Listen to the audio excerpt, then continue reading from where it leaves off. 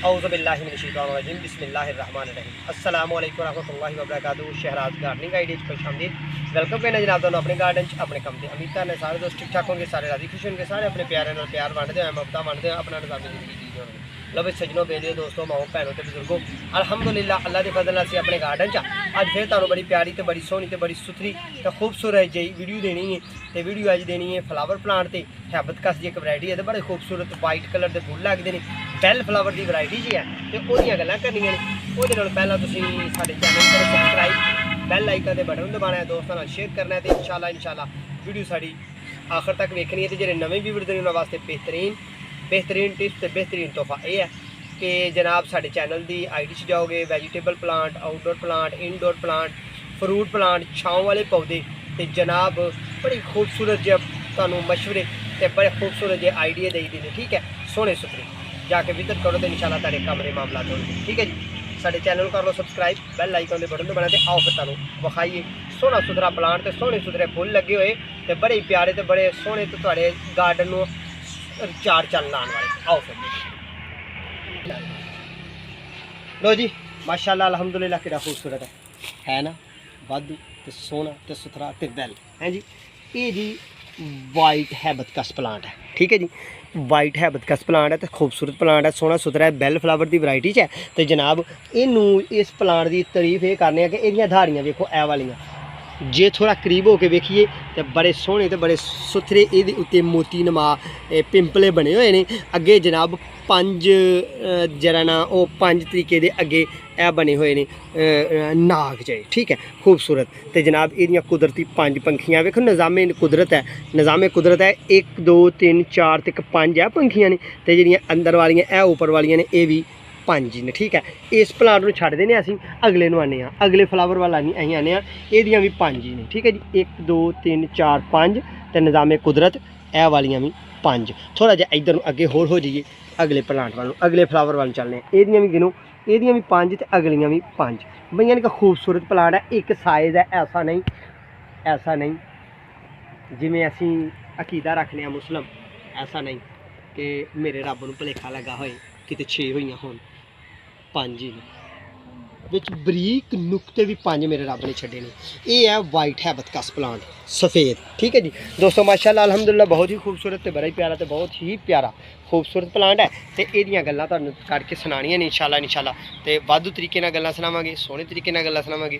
इस प्लांट नूं दोस्तों इहदी जे असीं करिए ना एयर लेयरिंग, तो एयर लेयरिंग दा हुण टाइम इहदा गया गुजर, यानी कि इहदी एयर लेयरिंग असीं कर सकने सां जुलाई अगस्त के दिनों, तो जुलाई भी गुजर गया तो अगस्त भी गुजर गया। हुण जिहड़ी असीं एयर लेयरिंग करनी है ना इस प्लांट की, तो इन्हें जनाब फिर इस तरह करना है, इन्हें इस तरह करना है कि इस प्लांट ने एयर लेयरिंग जी देनी है ना वो इस तरह कि यदि ज़रा मुतासर होना है प्लांट ने, मुतासर किनू कहते हैं कि ज़रा थोड़ा जहा रुक जाना, क्यों कि इस प्लांट में जो ही टाइम आना है ना सर्दी का, तो फिर ये पत्ते झड़ जाने, ये फुल नहीं आने। 90 दिन इन्हें साल के फुल नहीं देने, तो बाकी सारा ही जिन्ना भी सीजन है ना वो सारा सीजन यानी कि इस प्लांट ने 9 महीने 9 माह फुल देने रहना है, तो सोहने तरीके नाल देंदे रहना है। फिर दोस्तों यह भी एक वैरायटी है, ये भी ये सोहनी सुथरी वैरायटी है, ये ही है ये भी डबल फुल वाली वैरायटी इन्हूं कहा जाता है, ये देसी हैबतकस इन्हूं कहा जाता है। ये माशाल्लाह बहुत ही ज़्यादा तो बड़ियां खूबसूरत तो बड़ियां प्यारियां वैरायटियां ने।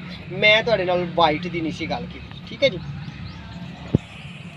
अज असीं तुहानूं वाइट की गल करके दसन लगे हैं, सफेदी की गल करके दसन। सफेदी तो मुतारफ हाँ जिन्होंने लोगों ने गार्डन च प्लांट लाया तो नवा लाया, ऐसा ना सोचन कि जूं ही दिसंबर के दिन आते हैं, दिसंबर तो जनवरी इन्होंने दिनों के पत्ते घट होंगे ने, तो यह प्लांट पत्ते घेर देंदा, पत्ते जिहड़े ने हटा देंदा, ठीक है। तुसीं इन्हां दिनों इस प्लांट को पुट के ज़ाया नहीं करना, खराब नहीं करना, तो ये मामला ज़ाया नहीं करने, क्यों कि इन्हां दिनों तो हट के जूं ही फरवरी के दिन आते हैं नवीं कोंपला कढ़ के मार्च अप्रैल बेतहाशा तो खूबसूरत सोहने सुथरे फुल देंदा, तो गार्डन की रौनक रखता, तो जनाब सोहना सुथरा तो प्यार वाला तो अकीदत वाला तो मुहब्बत वाला, तो रब ने सोहना सुथरा फुल बनाया है। जी एयर लेयरिंग की गल है, जो एयर लेयरिंग का तरीका है तो मैंने कमेंट नहीं करना, मेरी आईडी से जाना एयर लेयरिंग का जो तरीका है मैंने कमेंट नहीं करना, मेरी आईडी से जाना। एयर लेयरिंग का तरीका तुहानूं दस्सिया गया तो प्लांटा की एयर लेयरिंग किस तरह करनी है तो किहड़े सीजन च करनी है। तुसीं इहदी एयर लेयरिंग भी कर सकते हो, एयर लेयरिंग तो भी प्लांट तुसीं मजीद वधा सकते हो, प्लांटेशन इहदी कर सकते हो। दूसरा एक कलम के जरिए फरवरी मार्च के दिनों फरवरी के दिनों लगता है, फरवरी के दिन च लाओगे तो कलम नाल चल पेगा। कोंपल के ਜਿਹੜੇ दिन ने कोंपल ਅਸੀਂ किहनूं कहने आ, ਇਹ वाली कोंपल, ठीक है दोस्तों, इनू कोंपल कहने आ। जिस तरह कि ऐब है इनू कोंपल कहने आ, इन्हें किसी को कोंपल कहने आ। पंजाबी उर्दू का इंग्लिश का नाम है कोंपल, उंज तो इनू पंजाबी च असीं करूंबली कहने आ ते उर्दू च इनू शाख कहने आ। जे इहदी नरमो नाजुक शाख लाइए घनी छाँव दे विच जनाब जुलाई अगस्त के दिनों च शाख लगे तो बड़े प्यारा तो बड़ा खूबसूरत प्लांट बनता है, सोहना सुथरा। तो इस प्लांट के देखो बड़े खूबसूरत बड़े छोटे तो बटन नमा पत्ते ने छोटे। ये वैरायटी जी है ना हैबत दी, ये छोटे छोटे पत्ते रही तो बड़े खूबसूरत पत्ते रही ने, सोहने सुथरे रहते हैं। जिस तरह कि तुम यह वाली वैरायटी देख रहे हो रैड भी ये बिल्कुल करीब लगा होया पौधा, तो ये पत्ते चौड़े होंगे ने तो ये पत्ते जो बिल्कुल छोटे होंगे ने, ठीक है। ये मालूमात है। ये सोहनी सुथरी है, रैड अपना हौसला रखती है, वाइट यानी कि सफेद अपना हौसला रखती है। ये कलियाँ जी फुल ने जरा दोस्तों, इस फुल ने 24 घंटे रहना, 24 घंटे बाद इन्हें झड़ के ऐसा लचा आ जाना। यह फुल लगा कल झड़ गया सी, इस फुल ने इंशाल्लाह सुबह निकलना, ठीक है। इस फुल ने अज रातों रात अपनी जान ते खेड़ जाना। जिस तरह कि वट पै रहे हैं इन्हें सुबह मरजा के थले खेड़ जाना, नवे फुल निकलते रहने ने। इन्हें तो बड़ा ही प्यारा तो बड़ा खूबसूरत है, सोहना सुथरा प्लांट है, ठीक है जी। तो इस गुलाब इस प्लांट को तुसीं पोर्च भी ला सकते हो। आउटडोर प्लांट है, इनडोर नहीं। इन्हूं तुसीं अपने पोर्च अपने गमले भी ला सकते हो। फिर जो ओवर होने लगे गमले तो ओवर होने लगे इसकी कांट छांट भी तुसीं कर सकते हो। यदि कांट छांट जी करनी है इस प्लांट की, यदि कांट छांट बेहतरीन टाइम यह है कि जो दिनों च फुलों तो फारग होए वेला होए, वो किहड़े दिन ने, वो दिन ने दिसंबर ते जनवरी के दिन।